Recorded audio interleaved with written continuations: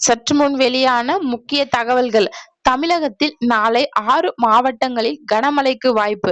வானிலை ஆய்வு மையம் முக்கிய தகவல். இத பத்தி தகவல்கள தான் இந்த வீடியோல பார்க்க போறோம். கீழ இருக்க ரெட் பட்டனை கிளிக் பண்ணி சப்ஸ்கிரைப் பண்ணி வச்சுக்கோங்க. பக்கத்துல இருக்கிற பெல் ஐகானையும் மறக்காம கிளிக் பண்ணி வச்சுக்கோங்க. அப்பதான் நான் ரெகுலரா வீடியோ போடுறது நோட்டிபிகேஷன் உங்க மொபைலுக்கு உடனுக்குடன் வந்து சேரும். வாங்க வீடியோக்குள்ள போகலாம். மீட்டர் உயரத்தில் வட உள் கர்நாடகா முதல் மன்னார் வளைகுடா வரை உள் கர்நாடகா மற்றும் தமிழகம் வழியாக ஒரு வளிமண்டல காற்றழுத்த தாழ்வு பாதை நிலவுகிறது.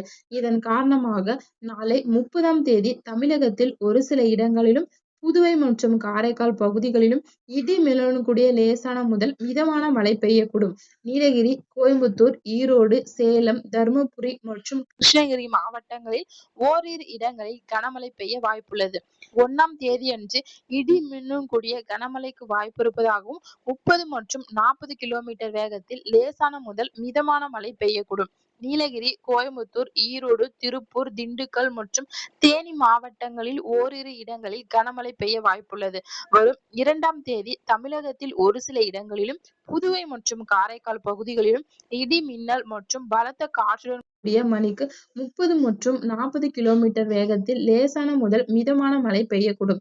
நீலகிரி, கோயம்புத்தூர், திருப்பூர், திண்டுக்கல், தேனி, மதுரை, சிவகங்கை மற்றும் விருதுநகர் மாவட்டங்களில் ஓரிரு இடங்களில் கனமழை பெய்ய வாய்ப்புள்ளது என்று சென்னை வானிலை ஆய்வு மையம் முக்கிய தகவல்கள் விடப்பட்டுள்ளது. நன்றி, வணக்கம்.